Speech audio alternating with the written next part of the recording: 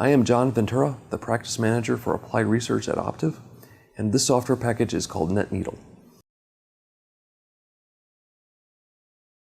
It provides a remote communication channel between two hosts that is protected with strong encryption and also network-based steganography. It has built-in features for command and control, file uploads and downloads, and there's also a chat client. Initially, this program was created to demonstrate the principles behind network-based steganography. The protocol that it uses was designed to mimic more common network protocols. The network traffic will look like ICMP ping or HTTP GET requests. The real data that's being transmitted, the real data that we expect to use, is hidden in the IP headers. The payload section, which would normally contain the data that you are trying to transmit, contains decoy data. Hopefully, if someone is monitoring your traffic, they will see that decoy data, they will see what conforms to expected patterns for network traffic, and they will not realize what you're actually doing. They will see something completely different. They will see what you want them to see instead of what you're really doing. So on a busy network with a lot of traffic going back and forth, this traffic is it's a needle in a network haystack. It also provides an added benefit apart from hopefully evading detection, in that it allows people to communicate with servers that are set up behind restrictive network filtering. So if a network administrator did the right thing and set up a border router based on a principle of least privilege, you can still talk to the machine that you want to talk to. Specifically, what we mean by that, if you have a web server in a restricted environment like this, you can set up a listener on that same port that is in use.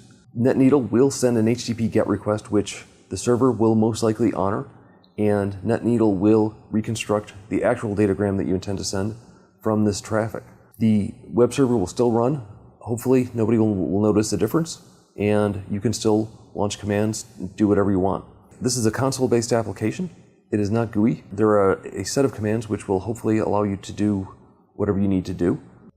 This is a console-based application, and as such, it has a command set which we hope is extensible enough to enable a great deal of functionality.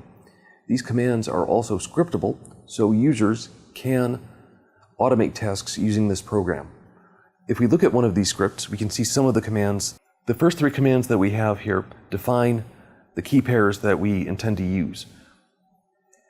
We use public key cryptography for this communication channel in order to make it more difficult for people who are eavesdropping on these communications to see both ends of the conversation.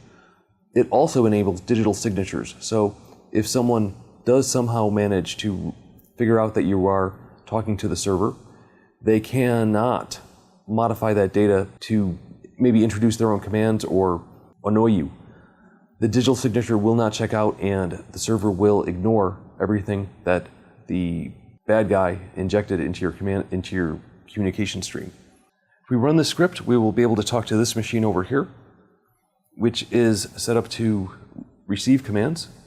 We're going to execute a PS command and call up a process list. And you can see the needle running on the other end. You can see the shell that runs that needle, and you can see the PS that we just ran. Any shell command is possible with the exec command, so users can script that up. They can do whatever they imagine. Other commands, we have a variety of different commands. We have get and put, which enable users to upload and download files. The silent command will suppress all output. So if you don't want to see the output of your commands, if you want to hide yourself that way, we absolutely support that. The payload command allows you to change the contents, the fake contents of your payload. So if you don't want to look like an HTTP GET, you can define other options there. And the chat client exists. So if you and a friend wish to chat over a strongly encrypted communication channel that is also very hidden, we enable that as well. We use the same binary for both the client and the server to keep it simple, to make it easier to manage. And here we can see on the server end a command that we could run in order to enable this communication channel. The -K defines the key pairs that we intend to use, and you can see this big long hexadecimal blob of data there. Those are not only your private key and your public key, but it is your other end's public key are all buried in there. And if we were to look at the process list and look for that, we actually would not see this key pair in the process list. If someone discovers your server, unless they go through process memory, they will not be able to recover the key.